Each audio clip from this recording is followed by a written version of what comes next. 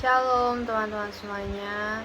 Seperti biasa, sebelum kita memulai aktivitas, marilah kita mendengarkan sedikit renungan. Dan sebelum kita renungan, marilah kita bersatu di dalam doa. Allah yang berbelas kasih, sabdamu adalah terang dan pelita bagi hidup kami. Bimbinglah kami dengan Roh Kudus-Mu untuk membaca dan merenungkan sabdamu.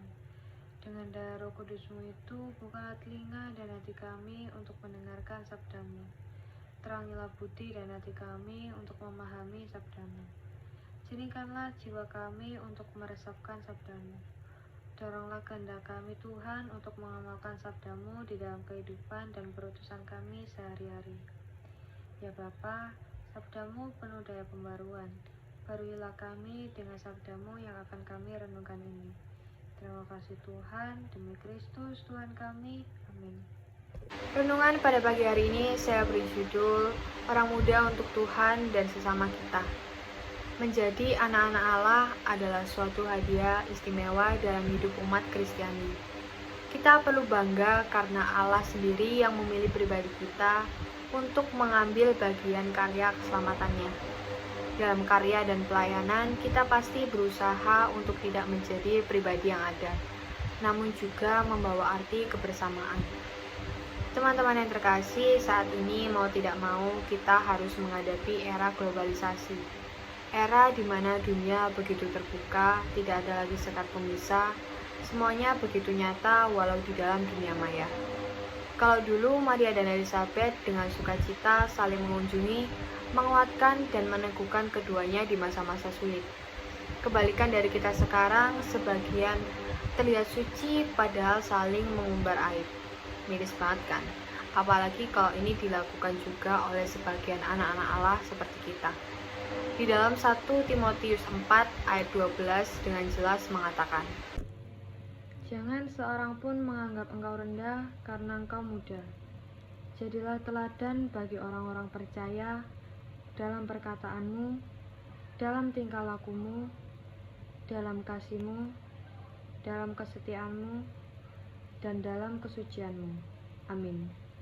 Hal ini sebenarnya mau menunjukkan spirit orang muda dengan daya juang yang tinggi yang perlu dikokohkan dalam mewartakan kerajaan Allah dan melayani sesama.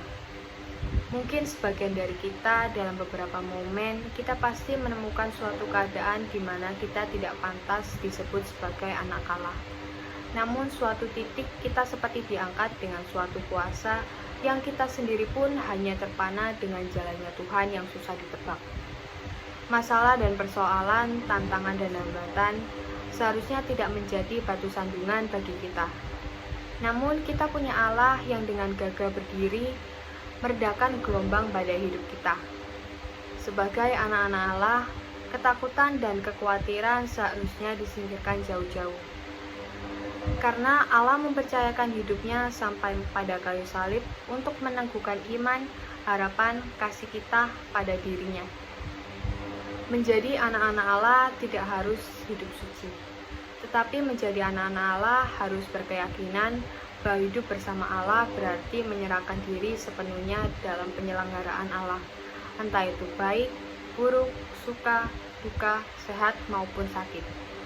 Ulangan 31 ayat 8 mengatakan, "Sebab Tuhan Dia sendiri akan berjalan di depanmu, Dia sendiri akan menyertai engkau, Dia tidak akan membiarkan engkau dan tidak akan meninggalkan engkau. Janganlah takut dan janganlah patah hati." Teman-teman yang terkasih, marilah kita tutup renungan pada pagi hari ini dengan doa. Allah Bapa yang berbelas kasih, sabdamu adalah kehidupan kekal, daya hidup dan perutusan kami. Naungilah kami dengan Roh Kudus-Mu, agar kami dapat melaksanakan misi putramu, menyampaikan kabar baik kepada sesama yang miskin dan berkekurangan.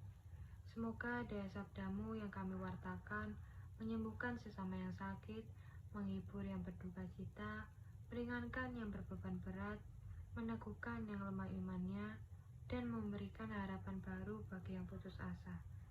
Terima kasih Tuhan, demi Kristus Tuhan kami. Amin.